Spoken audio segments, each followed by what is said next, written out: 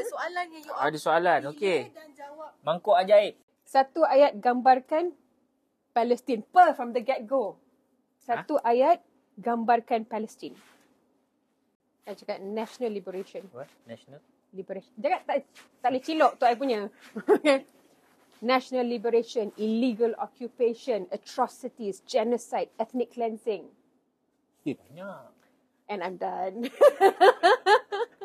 Habis dia ambil semua dah tinggal. From the river to the sea, free Palestine. Skrip tuan punya dunia. Wah, semua nak main romantic sebenarnya. Ya. Yeah. Dah, you're done. Dan skrip tuan punya dunia. Can I take that also?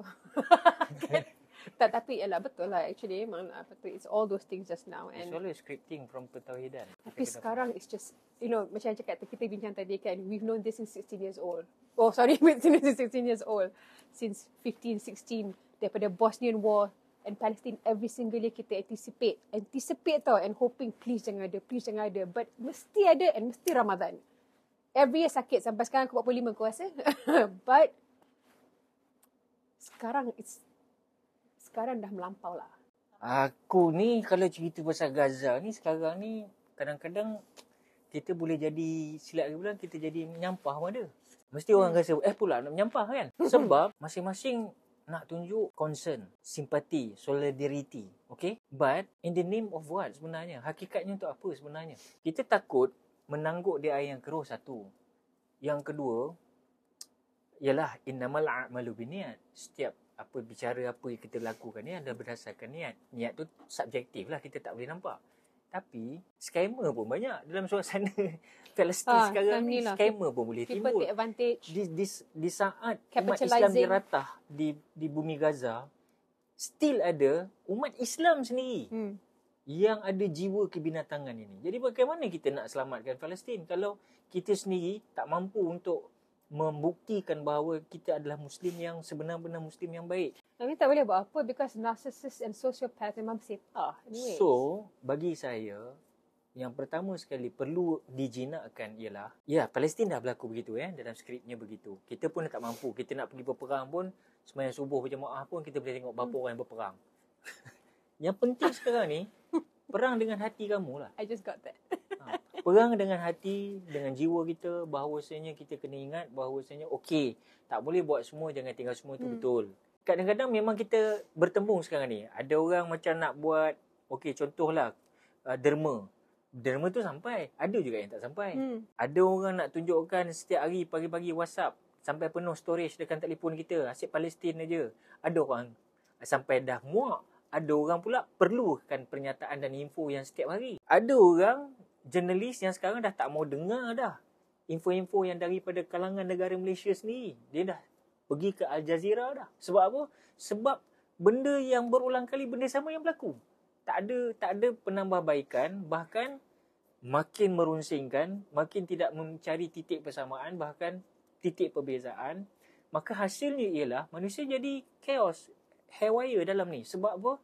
Yang sana tak selesai, di sini menambah kekusutan. So, apa sebenarnya? Apa sebenarnya nak kita cari? Kita tak boleh memberhentikan peperangan tu. Kita tak boleh juga ignore. Kita juga tak boleh kata orang let it be macam tu saja. Because ini soal akidah. Ini soal Masjid Al-Aqsa. Ini soal umat Islam. Yang barang siapa tidak melihat nasib saudara dia. Tolong bagi sikit hadis tu. Hadis mengenai sahabat Nabi bagaimana? Hadis tu lah. Ahadukum. Aku imam kau. Okay. La yu'minu ahadukum hatta yuhibbu li akhihi ma yuhibbu li nafsihi. That one semua orang tahu tapi semua orang sangat salah translate. Orang kata tidak beriman seorang kamu sehingga kamu menyayangi seorang kamu sebagaimana kamu menyayangi diri kamu sendiri. Tapi tak, itu salah sebenarnya. Actually the accurate one is tidak beriman seorang daripada kamu sehingga kamu menginginkan untuk saudara kamu bagaimana what you desire for yourself. Sebab la yu'minu ahadukum hatta yuhibbu li akhihi, for your brothers.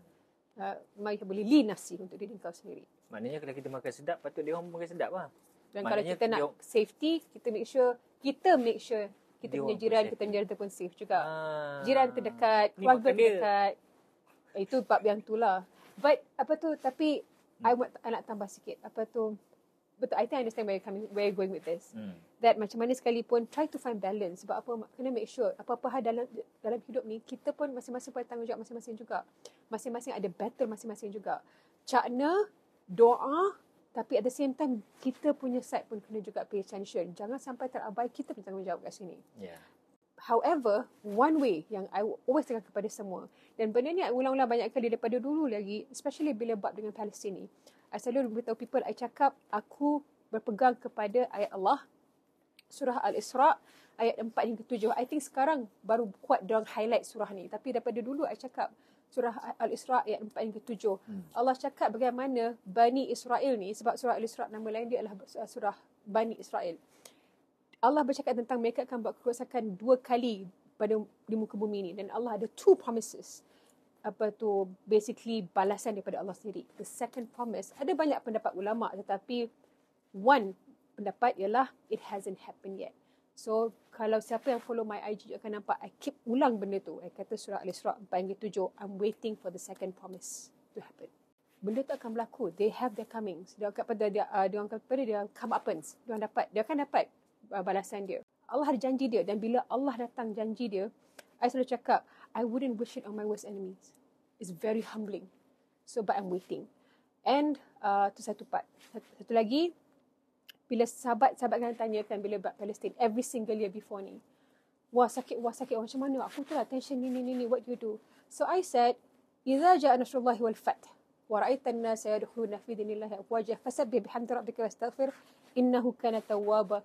Semua orang tahu surah tu. Surah tu tentang Futuhul Makkah. Bila Allah kata, bila datang bantuan dan pertolongan daripada Allah, kejayaan dan pertolongan daripada Allah, kau akan melihat, dan bila kau melihat manusia masuk ke agamamu, masuk Islam, berbondong-bondong. Fasabbih bihamdi rabbika wastaghfir.